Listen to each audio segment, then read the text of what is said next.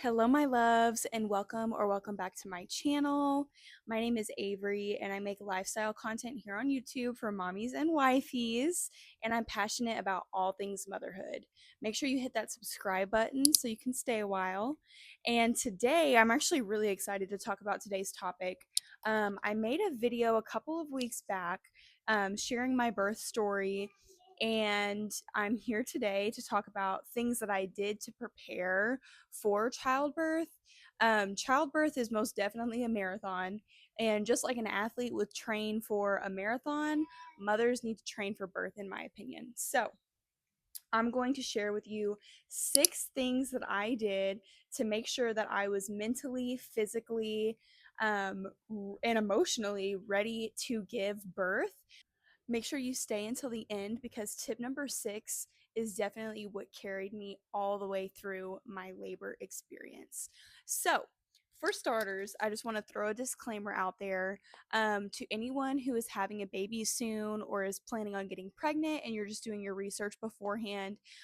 Before you make any decisions about what you want to do to prepare, make sure that you are consulting with your physician, with your doctor, with your midwife, with your birth team, your birth professionals, to make sure that everything that you're doing is safe for you and your pregnancy. Every pregnancy is different, every woman's body is different, and every baby is different. So just make sure that you're doing what is safe for you in your particular situation. So, the first thing that I did to prepare for natural childbirth is I educated myself. So this is obviously a very much blanket thing. It covers a bunch of different areas that you can research and educate yourself on. But the number one thing that helped me was to understand the phases of labor and to understand what comes with each stage. It was helpful for me to understand what I would be experiencing through labor because, I don't think that that's something that we're taught in health class in school. So, really, for a lot of women, being in labor is the first time that they experience things or know that they're going to experience things. So, it was very helpful for me to research transition. If you haven't researched transition and you're having a baby soon, I would highly recommend just getting prepared for that because transition can be scary.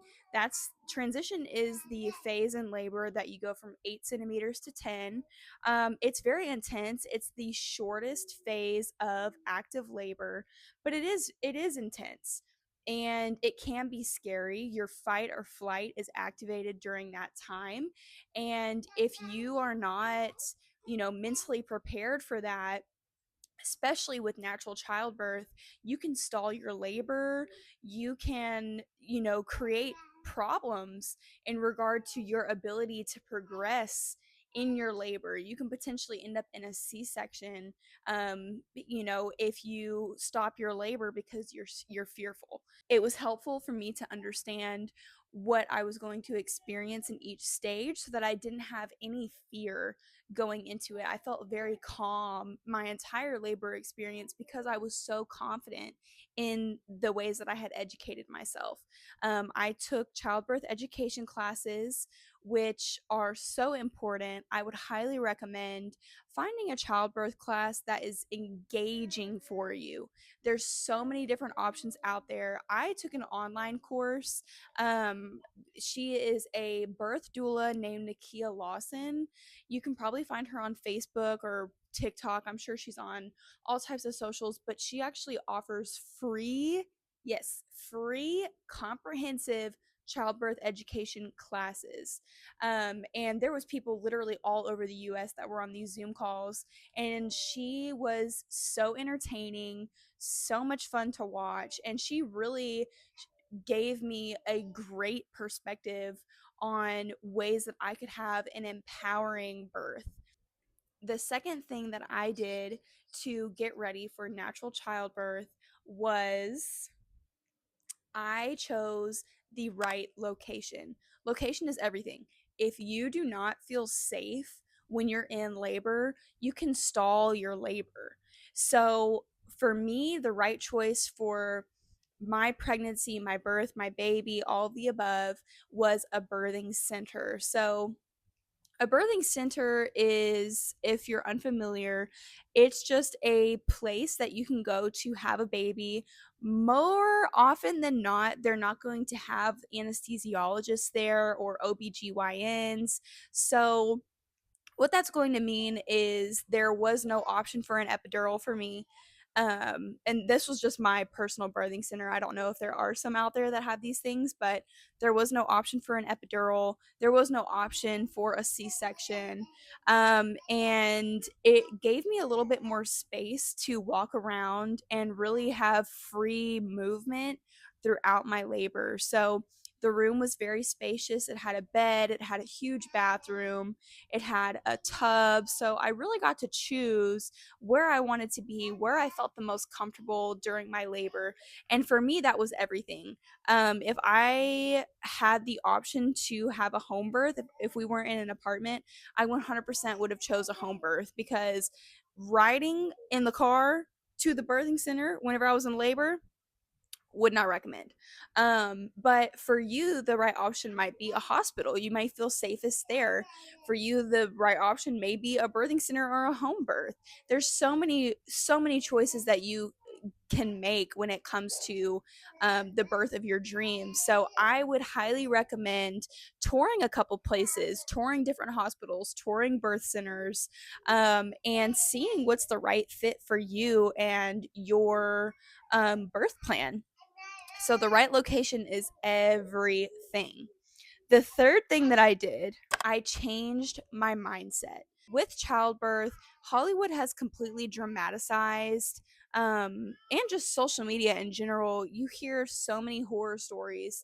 And instead of, for me, what I personally did, obviously that there is emergency situations that happen, but for me, I only fed my mind positive things. I only told myself positive things because I didn't want any ounce of fear in my body. You can say out loud all day that you're not scared of childbirth, but the reality is it is kind of scary and there is a ton of unknowns. And especially if you're a first time mom like me, it's, you've never been through it before.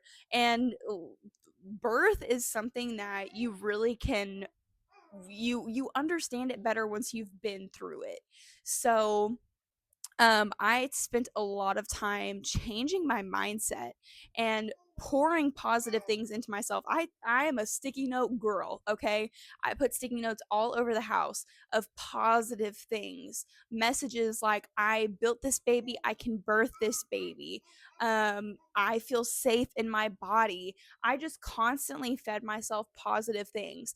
Then yes, I had a plan for if things didn't go correct, because again, I was in a birthing center. So if something were to happen, we had a plan of how far away is the hospital? What hospital am I going to?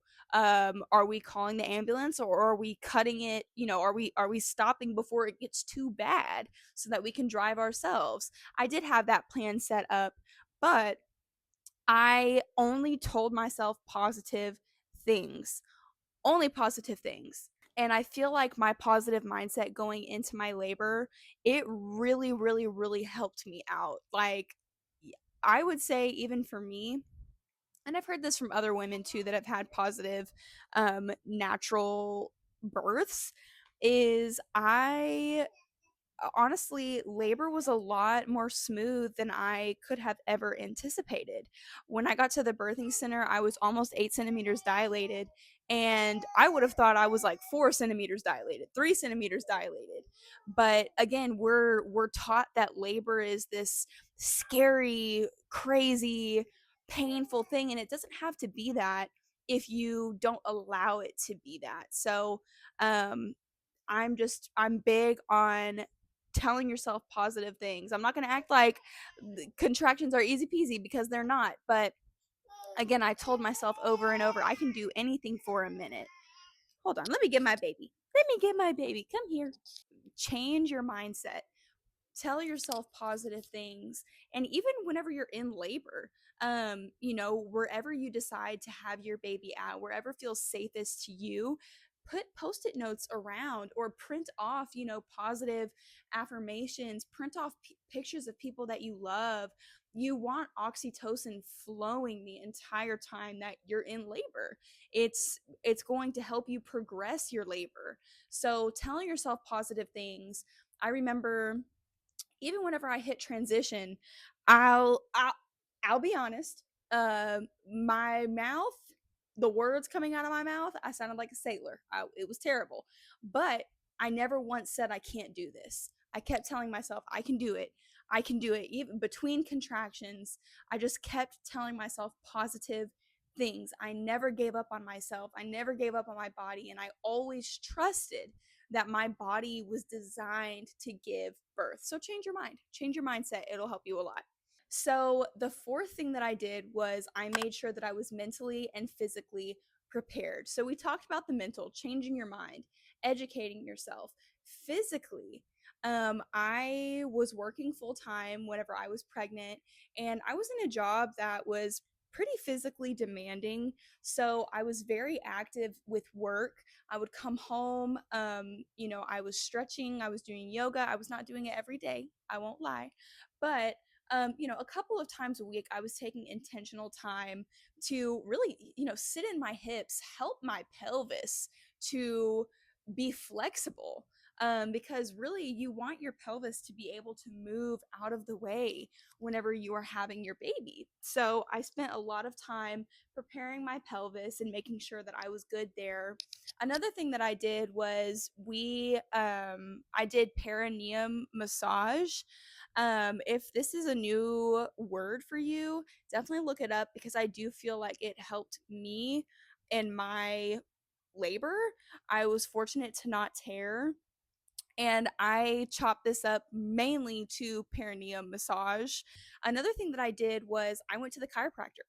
And especially towards like the last 4 or 5 weeks that I was pregnant, I was going weekly because you want to make sure, again, that everything is in line. You want your pelvis to be able to move, because something as simple as your spine being out of alignment, maybe your sacrum is tucked a little bit. And when your baby is descending through the birth canal, if your sacrum's in the way, then baby is going to have, maybe a little bit of extra difficulty. Those are some things that I did to physically prepare myself. I did a lot of walking. I made sure that I was eating fairly decently. I'll be honest, the pregnancy cravings, I mean, they had me. They had me in a chokehold.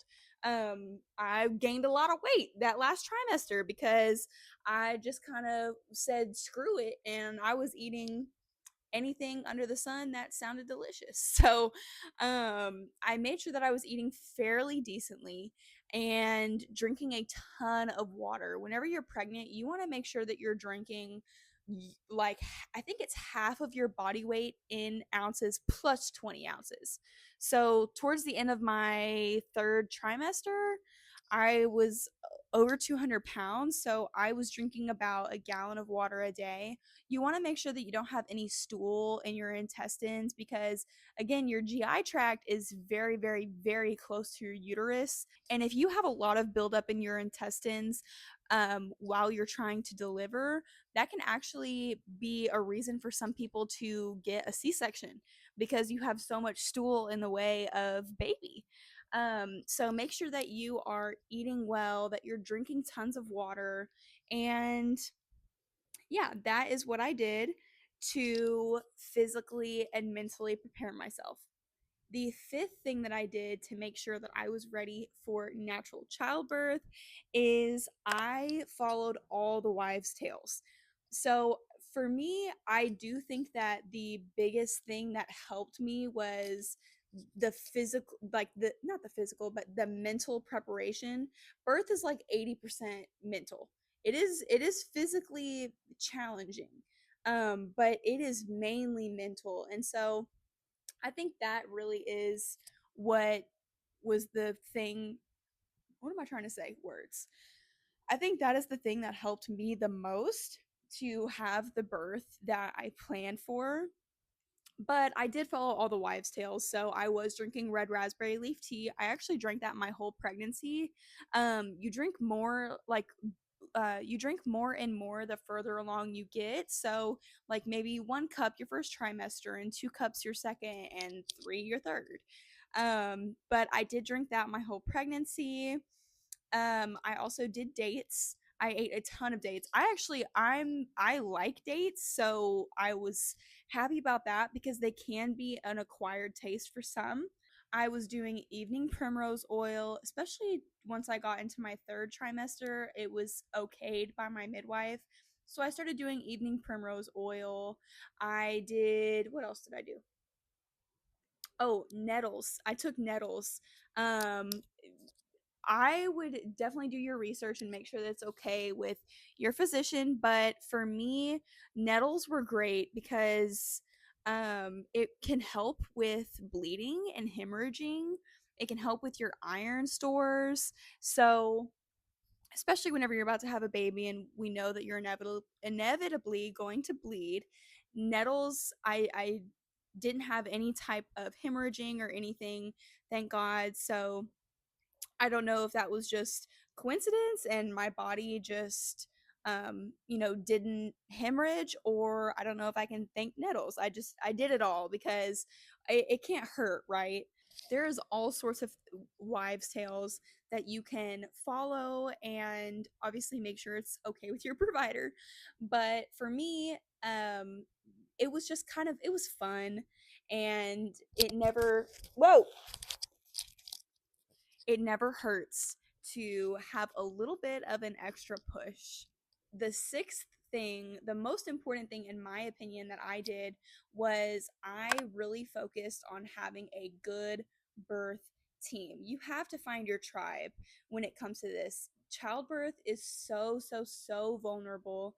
And again, it is a lot mental. So, say that, you maybe have a family member who you didn't really want to be at your birth, but you felt like they wanted to be there really bad, or maybe you didn't even have a choice. Maybe your partner has some family that showed up and you didn't want that, or maybe your family showed up and you didn't want that. Those things can stall your labor and make it really difficult, really stressful on your body. You can have blood pressure changes, and all of that stuff affects baby. And it affects your birth experience. Childbirth is so vulnerable. And so for me, I don't know if this is the right thing for you personally, but for me, I had pretty strict boundaries on who I wanted there and who I did not. My birth team was very small. It was my midwife, a student midwife who had been with me for, the whole thing, and my partner. And I was really happy with the way that my midwife kind of handled my whole labor, because I labored pretty much by myself with my partner. And again, I was so thankful to have him there. He was so supportive the entire time.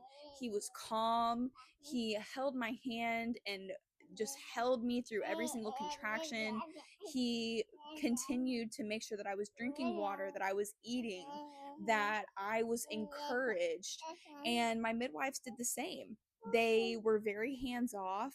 I didn't feel any type of pressure from them, and I was really able to labor at my own pace and, get into positions that felt comfortable for me. I was able to follow my intuition, due to the birthing team that I chose. So even if you're having a hospital birth, even if you're birthing at home, wherever you are, if there is someone there that has started to affect your experience, whether you want to be induced and have a C-section and someone doesn't agree, or you're on the opposite side and you want to have a natural birth and somebody doesn't agree, those people don't need to be there, because at the end of the day, it is your experience. Mothers have intuition for a reason. We know our bodies, we know our babies, obviously with guidance from your physicians. But even if you have, say that you're in labor and there's a nurse, or an OB or whoever that is rubbing you the wrong way, that is making you feel unsafe, that's the only word that I can think of, they do not have to be there. You can ask them to leave at any time. It does not matter if they have been handling your pregnancy the whole time. You can ask them to leave. You can have your partner ask them to leave. And so I did have strict boundaries, and sometimes that can cause rifts, but at the end of the day, you have to do what's right for you, your baby, and your mental space. Um, so tribe is so important. Having supportive people, the education that you're doing, that you're giving yourself throughout your whole pregnancy, make sure that your partner is privy to those things as well, or your best friend, or your mom, or whoever you want there. Make sure that they understand your wants, and your desires for your birth plan, and make sure that they help you advocate for that if you need that help. Having the right people in your corner is so important, and it is pivotal for the overall success of your labor. If you made it to the end, thank you so much for watching all the way through. These are just some things that I did to prepare myself for natural childbirth. The 6 things that I did to make sure that I was prepared for childbirth is: I educated myself, I chose the right location, I changed my mindset, I prepared myself mentally and physically, I followed all the wives' tales, and most importantly, I found my tribe. I found the people that would encourage me in the way that I needed, in such a vulnerable, transformative space. Comment down below the things that you're doing to prepare for your childbirth, or the things that you did to prepare for your childbirth. And make sure that you like this video and send it to someone who you know is having a baby soon. Before I go, make sure that you check out the link in the description box for my Amazon journals. So I have 3 journals for sale currently on Amazon. I worked really hard on these. This is actually my first journal. This is like the author's copy, so that's why there's a watermark on it. But I worked super hard, and I actually used this throughout my whole pregnancy to kind of document how I was feeling, what I was grateful for each day, things that I did. And there's also encouraging affirmations throughout. So while you're journaling, processing your own emotions, notating what you're thankful for, you're encouraged by those affirmations. I also have a pregnancy journal where you can document your whole pregnancy. And last but not least, I have a baby's first year health logbook. Um, these things have come in such handy for being able to remember all the little milestones that you might forget through the sleep deprivation and the diaper changes, and just, those first couple of months that are so sweet but have their challenges. My 4th and final journal for my women's series is a postpartum journal called Thrive Not Survive, and it will be going live at the end of next month, so the end of May. So stay tuned for that journal, and make sure that you check out the description below for my women's daily journal. Thank you for tuning into today's video. Don't forget to subscribe and stay a while. Hold your babies close, and you're doing amazing, mama. Peace. I'll see you in the next one.